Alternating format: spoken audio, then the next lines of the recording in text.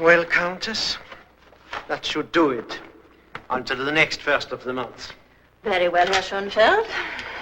I think, in summation, I may say, that the situation has not deteriorated. In fact, it is fractionally improved. There's no reason why you shouldn't continue to keep up this establishment and live as you have been living.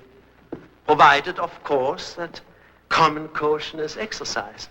Common and caution, Herr Schoenfeld, are two words which never have been and I hope never will be applied to me. Unhappily, times change, Countess. We must all try to learn to adapt. Like rats and house sparrows? You don't find eagles adapting. Even in captivity, they just sit in their cages and glare. Good day, Herr Schoenfeld. I'm sure you are eager to scurry back to the city and adapt. Countess.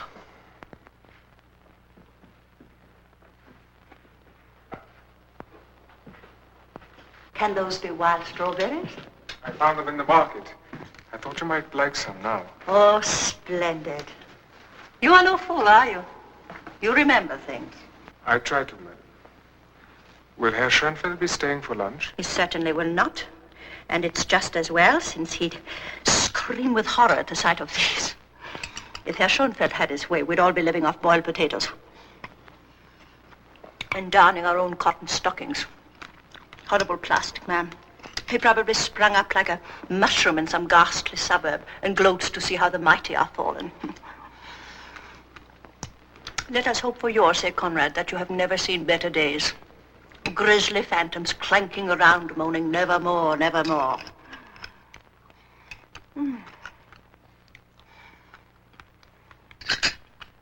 Delicious.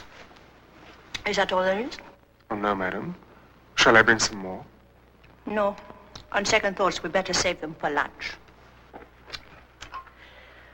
Poverty, poverty, poverty. What an improbable end to it all. It's strange. Some days are far worse than others.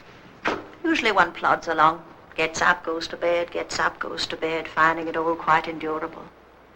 Then suddenly, trick of sunlight or sound. Just some silly little sound like a bee in a hollyhock. And one is back. Back at the villa at Antibes.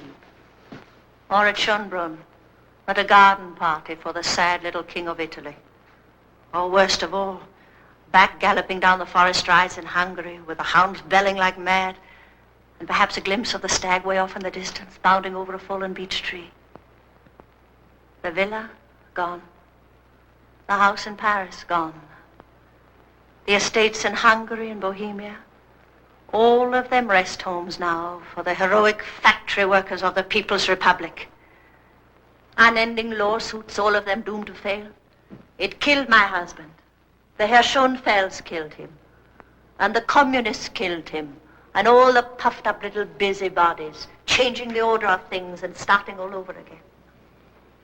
So here I am, as anachronistic as a dinosaur. A descendant of Attila the Hun, wallowing in self-pity like the primeval ooze.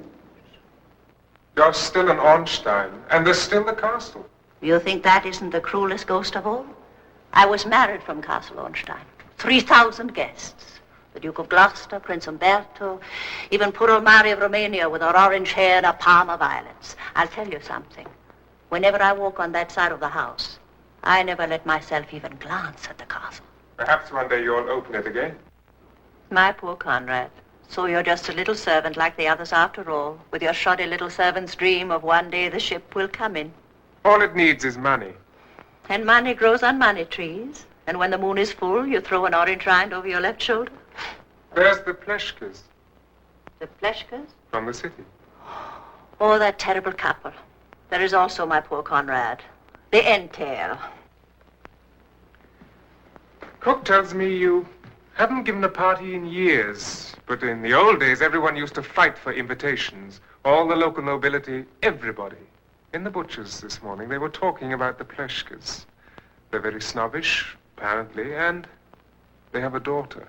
She's young and quite attractive. Conrad. As they were talking, it passed through my mind that young Helmut's reaching an age when he should be looking around. You're absolutely shameless, aren't you? Sometimes an outsider sees things more clearly. It would be a gamble, of course. One party. Just one big party. Shameless, outrageous, and utterly immoral. Is she really attractive? So they say.